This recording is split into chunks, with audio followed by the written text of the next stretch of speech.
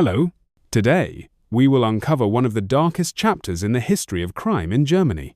A horrifying case so disturbing that merely mentioning the perpetrator's name sends chills down one's spine. Joachim Kroll, the butcher of the Ruhr. Joachim Kroll. This name haunted Germany for over 2 decades. From 1955 to 1976, he lurked in the shadows, spreading terror through a series of gruesome murders. It wasn't until 1976, thanks to a chance discovery during a police operation, that this monster in human form was finally brought to justice. Kroll confessed to all his heinous crimes committed over 21 years, describing in detail how he murdered and even cannibalized his victims, most of whom were young women. And what reason did he give for these barbaric acts? Unbelievably, he claimed he did it to save money. He explained that post-war inflation in Germany had caused prices to soar and meat had become too expensive. This justification sounds absurd and terrifying. The case shocked the public and became one of the most horrifying criminal cases in German history. So, what turned Joachim Kroll into such a monster? Let's travel back in time, to the childhood of this twisted killer. To seek the answer, Joachim Kroll was born on the 17th of April, 1933, in Hindenburg, Germany, into a poor working-class family. That same year marked the rise to power of Adolf Hitler, ushering in a dark era for Germany. Fascism surged, militaristic and dictatorial ideologies spread across society, plunging the country into chaos. Kroll's childhood unfolded amidst this turbulent backdrop. Kroll's father was a miner and the sole breadwinner of the family. His mother stayed at home to care for their 9 children. Kroll was the 6th child, in a large and impoverished household.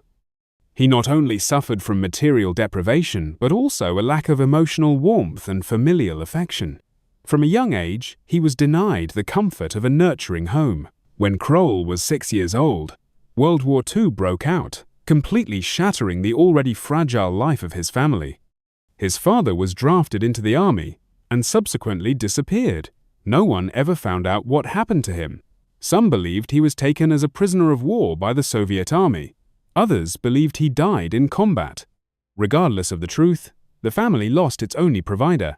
Kroll's mother had to shoulder the burden of raising 9 children on her own, and the entire family relocated to the state of North Rhine-Westphalia in western Germany. At the time, the country was divided into zones controlled by Allied forces. The economy was devastated by war, and millions of Germans found themselves homeless and destitute. Like many German families in the post-war era, Kroll's family lived in poverty, instability, and displacement. Their financial situation continued to worsen. The family relied entirely on the meager income the mother earned through odd jobs. Kroll's childhood was marked by hardship and misfortune, both physically and emotionally. Malnourished for long periods, he was sickly and frail. His intellectual development lagged behind his peers, which led to bullying at school and poor academic performance. At home, he was overlooked as the 6th child and eventually shunned by his siblings. His mother, overwhelmed with work, had no time to care for the children. These experiences gradually shaped Kroll's withdrawn and distant personality. Notably, from a young age, he began to exhibit disturbing behaviors, frequent bedwetting, and cruelty to animals. According to criminal psychology research, bedwetting, animal cruelty, and fire setting are the 3 hallmark signs of the McDonald triad, also known as the triad of sociopathy. These behaviors often appear in childhood and are early warning signs of violent tendencies. In Kroll's case, these behaviors appeared early and, in hindsight, may have foreshadowed the path of horror and crime that he would follow later in life. At the age of 15, due to repeated academic failure, Joachim Kroll had to leave school. From then on, he worked various labor jobs, ranging from farm work to factory employment. During his time working on a farm, Kroll was frequently exposed to scenes of animal slaughter. For most people, these were routine occurrences. However, Kroll would later admit that such scenes stirred within him unusual psychological and emotional reactions. In particular, he described feeling a strange form of arousal when witnessing pigs being slaughtered, something he said brought him a sense of personal satisfaction. As an adult, Kroll attempted to establish a romantic relationship with a woman. However, the relationship did not last long. Kroll confessed that he often felt awkward and insecure around women, especially in intimate situations. He found it difficult to function normally in such contexts, and his lack of confidence became a barrier. Eventually, his partner left him. This experience left Kroll feeling even more isolated and led him to a problematic belief that only individuals who could not resist or reject him would allow him to avoid such emotional discomfort. For much of his life, Kroll lived on the margins of society, struggling to form relationships and maintain social connections. He became increasingly withdrawn and socially distant. This internal state of isolation, combined with the challenging post-war environment in Germany, marked by poverty, displacement, and emotional trauma, may have contributed to his later behaviors. Post-war German society was still deeply affected by the consequences of World War II. Families were fractured, economic conditions were harsh, and many individuals lived in psychological distress. These circumstances created an unstable social environment, and for someone with Kroll's emotional and psychological challenges, this instability may have further worsened his mental state. In 1955, Kroll's mother passed away. That same year, at the age of 22, he was involved in what he later admitted was his first violent act against another person. This event marked the beginning of a troubling pattern that would eventually come to light years later during police investigations. Many analysts have suggested that the death of Joachim Kroll's mother in 1995, the 5th of May, have played a crucial role in the breakdown of the emotional restraints he had managed to maintain for most of his life. Her passing not only meant the loss of the last figure of authority in his life, but also the disappearance of his final emotional connection to his family and, more broadly, to society. This event may have intensified his inner turmoil, amplifying dark thoughts and urges that had been simmering beneath the surface for years. On the 8th of February, 1955, Kroll encountered Irmgard Strahl, a 19-year-old girl who had left her home in the Saxon region and was temporarily staying in the rural village of Wollstede near the town of Ahlen. According to later accounts, Kroll was drawn to the young woman and initiated a conversation. He invited her to take a walk with him through a nearby wooded area. Trusting and unaware of any danger, Irmgard agreed. As they walked deeper into the forest, after covering a distance of about 200 meters, Kroll unexpectedly attempted to kiss her. The sudden and unwelcome gesture startled Irmgard. She rejected him immediately and reportedly scolded him harshly. Feeling humiliated and enraged, Kroll lost control of his emotions. In a moment of violent impulse, he pulled out a small knife he had been carrying and struck her several times in the neck area. The young woman soon lost consciousness. Following her death, Kroll engaged in behavior that reflected deeply disturbed psychological patterns, actions that would later be analyzed by criminal psychologists. He attempted to conceal her remains in a nearby bush, covering the body with foliage in an attempt to avoid detection. It wasn't until 5 days later that a passerby discovered the body and alerted the authorities. The scene shocked investigators. The nature of the injuries and the state of the remains led police to suspect that the crime might have involved multiple individuals or ritualistic elements. This misjudgment diverted the investigation and caused a delay in identifying the true perpetrator. A crucial window of opportunity was lost. Meanwhile, Kroll experienced a sense of emotional release and satisfaction following the incident. He later described this moment as one in which he discovered a new and disturbing path to fulfilling his internal needs, a moment that opened the metaphorical Pandora's box of compulsive behavior. This feeling would return again and again, pushing him toward repetition.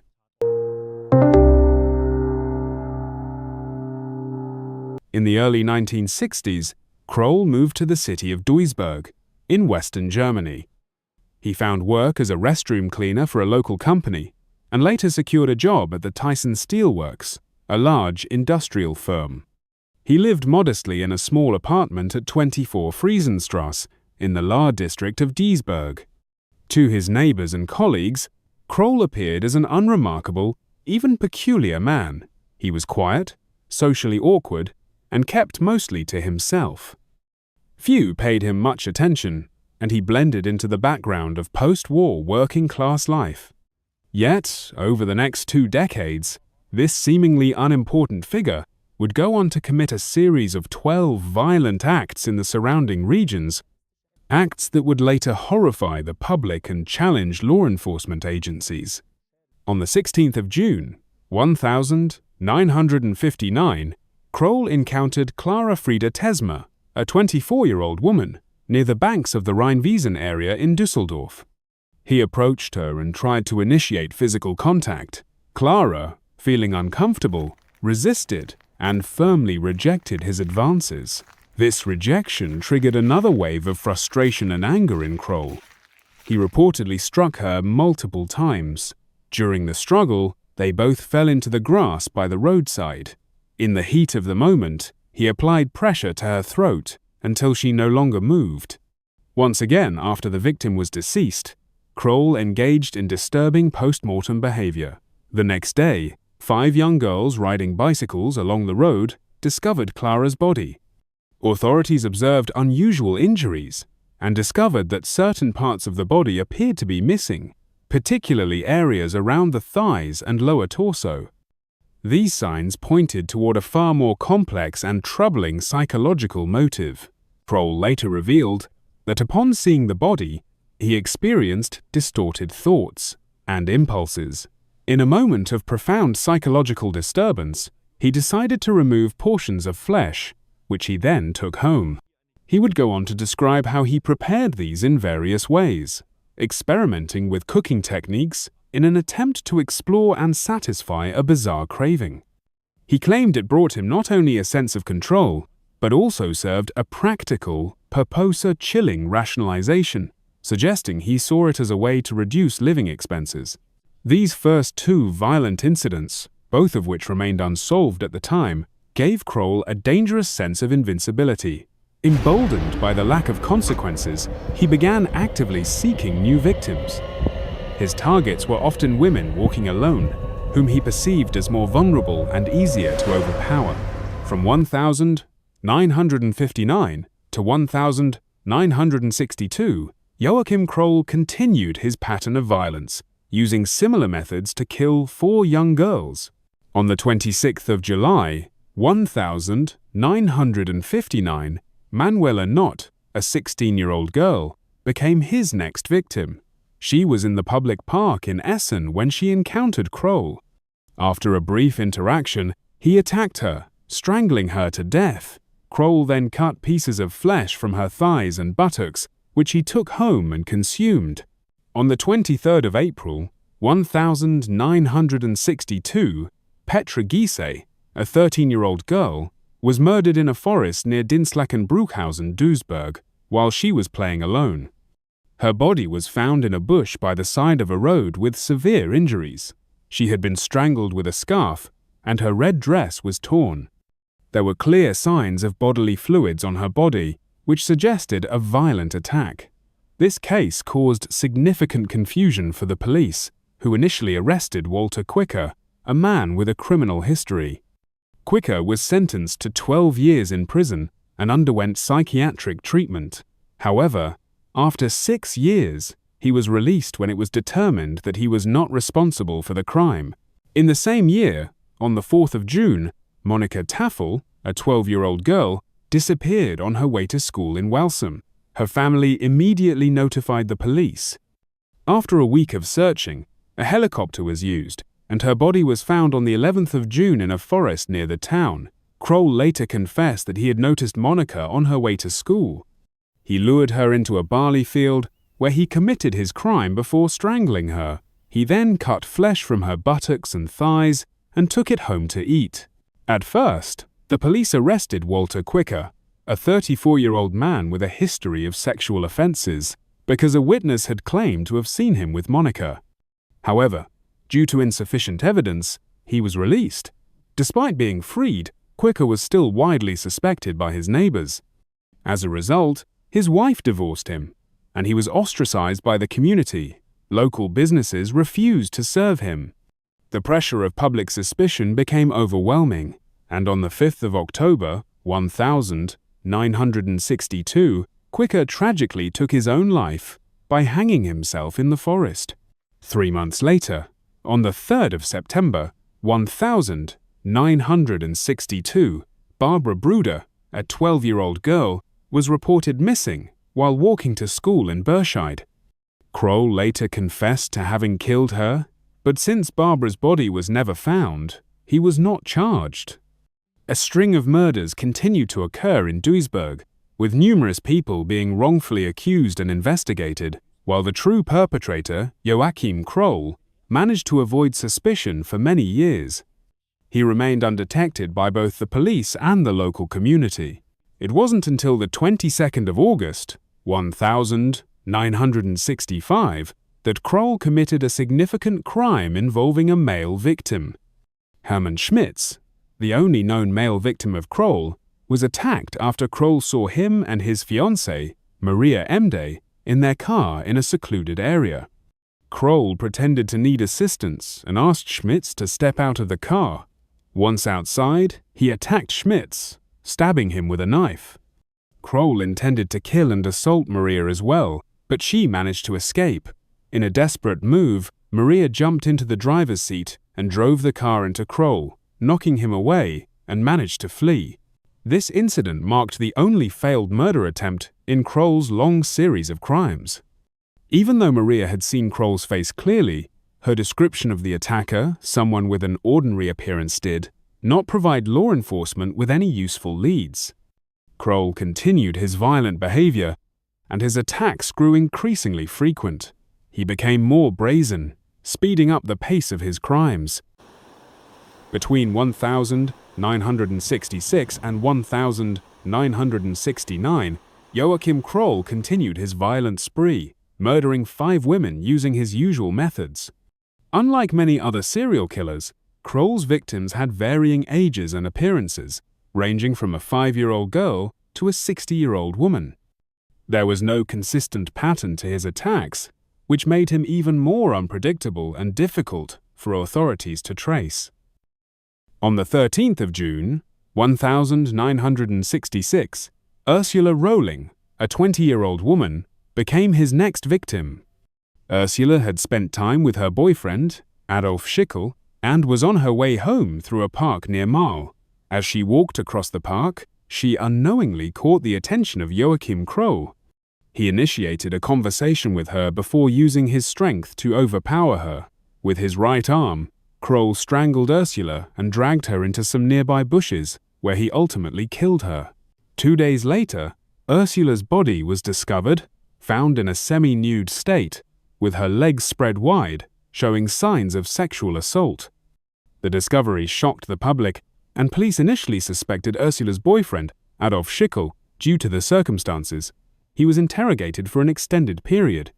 However, despite the prolonged investigation, there was insufficient evidence to hold him, and he was eventually released. The suspicion and media attention took a heavy toll on Adolf Schickel.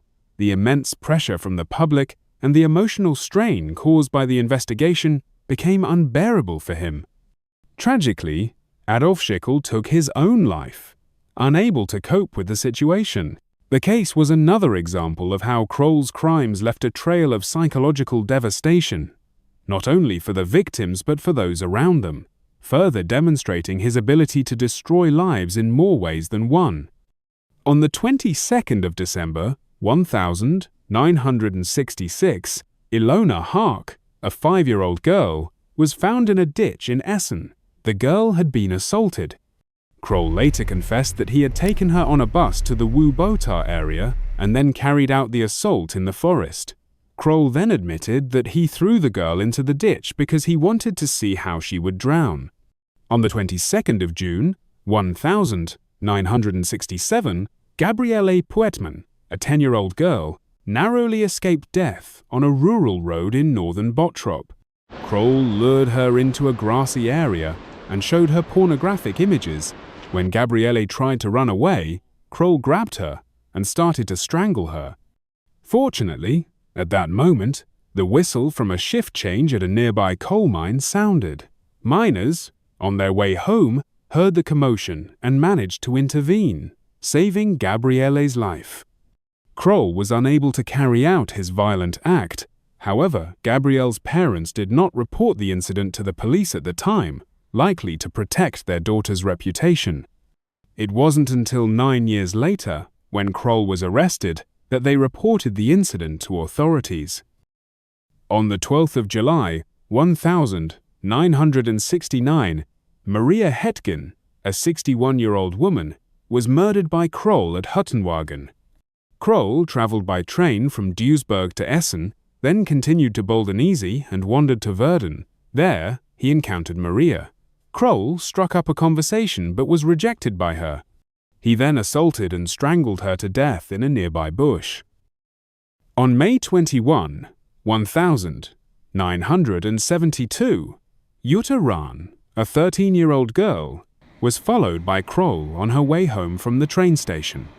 When Jutta entered a forest, Kroll ambushed her, assaulted her, and then strangled her to death. On May 8, 1976, Karin Topfer, a 10-year-old girl from Vorde, was brutally murdered while on her way to school. Due to Kroll's methods, there were no clear, distinctive signs at the crime scenes. His attacks occurred across multiple towns around Duisburg, which made it difficult for the Duisburg police to link the 13 murders together. Additionally, Kroll did not always consume the flesh of his victims.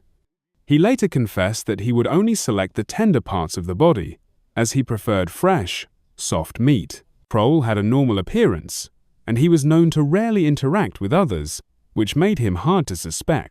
According to neighbors and acquaintances, he was a quiet, shy individual who lived a reclusive life. His quiet nature and solitary existence allowed him to blend in unnoticed, which likely contributed to his ability to evade suspicion for many years. At that time, German society was in a period of reconstruction. Social order was still unstable, and crimes occurred frequently, making it difficult for the police to fully focus on investigating every case. Because of these factors, Joachim Kroll was able to evade capture for over 20 years, avoiding police detection and living unnoticed within the community. Neither the police nor the general public realized that a highly dangerous serial killer was living among them.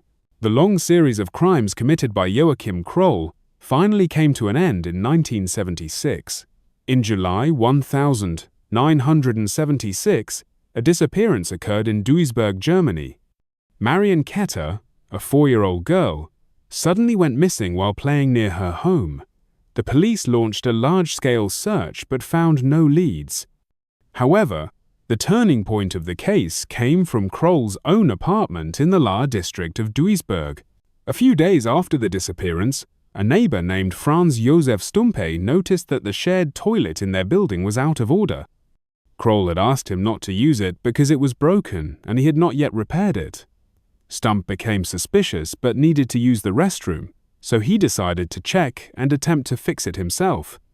To his horror, he discovered fragments that resembled human tissue inside the toilet. Terrified, he immediately alerted the police. Upon receiving the report, the police quickly arrived at the scene and searched Kroll's apartment. At that moment, Kroll was preparing a gooseberry soup which was steaming on the stove. During the search, police found a human hand in the soup. Additionally, in Kroll's refrigerator, they discovered several unidentified human body parts, preserved in a frozen state. Kroll was immediately arrested. After his arrest, Kroll was surprisingly cooperative with the police. Calmly, he detailed the crimes he had committed over the previous 2 decades. He admitted to a series of brutal murders committed from 1955 to 1976, mostly involving women and children. During interrogation, Kroll described how he selected his victims, often targeting women walking alone. He took advantage of his unremarkable appearance and normal demeanor to approach them without raising suspicion. He would pretend to ask for directions or request help. Once he gained their trust, he would lure them to secluded areas and then carry out his attacks. Kroll typically strangled or stabbed his victims. He also admitted to assaulting and consuming parts of his victims' bodies. Unlike other killers who viewed cannibalism as a ritual or symbolic act, Kroll's motive was very practical. When asked why he ate his victims, he explained that he took the flesh home to cook because meat was very expensive at the time. Germany's economy was suffering from severe inflation, and essential goods were costly. Black market activity was rampant, and meat prices, along with other foodstuffs, were particularly high. Kroll said that his actions were simply a way to save money. The police found considerable evidence in Kroll's apartment, including the body parts stored in the refrigerator, which matched his confessions. To verify his statements, the police repeatedly took Kroll to various crime scenes, asking him to reenact his methods of approach, attack, and disposal of victims in Duisburg and surrounding areas. Throughout these reenactments, Kroll remained calm and showed no signs of remorse.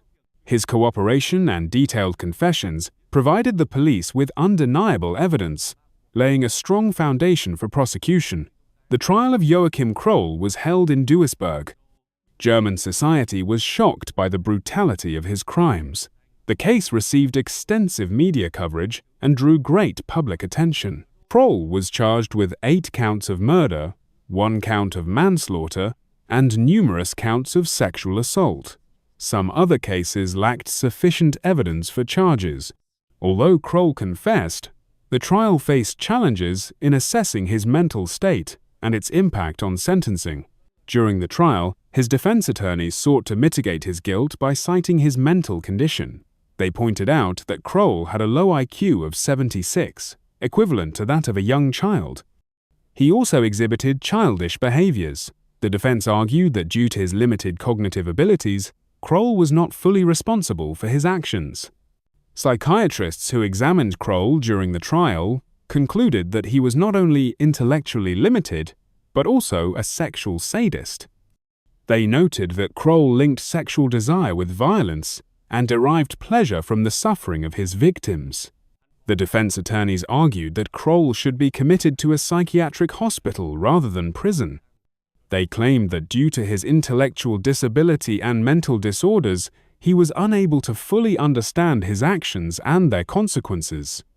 However, the prosecution maintained that Kroll was fully aware of what he had done. They pointed out that his crimes demonstrated a high level of calculation. For example, Kroll always carried a sharp knife with him. He was very careful in selecting his victims, mostly choosing women who were physically weaker than him. This showed that he was quite clear about his actions. Although Kroll had limited intellectual capacity, he still understood that his actions were wrong and was fully responsible for his crimes. The prosecution firmly demanded the maximum penalty for Kroll. Outside the courthouse, crowds gathered, some even calling for the reinstatement of the death penalty in Germany, which had been abolished for this cold-blooded killer. After 151 days of trial, in April 1982, the Duisburg court found Kroll guilty of 8 counts of murder and 1 count of manslaughter, sentencing him to life imprisonment. This was the highest sentence allowed under German law at that time. The court rejected the defense's argument that Kroll was not criminally responsible due to mental illness, stating that although Kroll had below-average intelligence, he was aware that his actions were wrong and was capable of controlling his behavior. Kroll spent the rest of his life in prison. Prison records describe him as a silent and compliant inmate. He did not display any obvious emotional reactions and seemed resigned to his fate. In 1991, Kroll died in prison from a heart attack, ending his life filled with crimes. The story of Joachim Kroll is not only a typical case of a serial killer but also reflects the distortion of human nature and the impact of social neglect. His development spanned from the ruins of World War II to the post-war Reconstruction period. During this time, Germany was extremely poor and unstable. The post-war famine, material scarcity, and breakdown of family structures caused marginalized individuals like Kroll to receive little community care or basic psychological support. From a lonely childhood with no support to an adulthood full of hardships and pressures, Kroll gradually transformed from a victim of society into a perpetrator of crimes. His feelings of low self-worth and anger eventually manifested in ruthless murders targeting innocent people. Although Kroll's IQ was only 76, the cruelty and coldness he displayed in his crimes were terrifying. The violent abuse, assault, and dismemberment of his victims exposed his pathological mind. Kroll's irrational justification for cannibalism citing economic hardship reflects not only the long-term effects of post-war famine, but also his extreme disregard for human life. Kroll's case remains a significant subject of study in criminology and psychology. His complex psyche shows the undeniable influence of social environment and personal experiences on criminal behavior. The trial also sparked widespread social debate about how the law should assess the criminal responsibility of mentally ill offenders and how to balance punishment with psychological considerations. For criminals like Kroll, who grew up in a war-torn society, how can we distinguish between pathological mental illness and criminality? How do we differentiate between an irredeemable killer and a deeply wounded victim of society and history? What are your thoughts? Please leave your comments below to discuss. Always stay alert and stay safe. That concludes today's video. See you in the next one. Goodbye.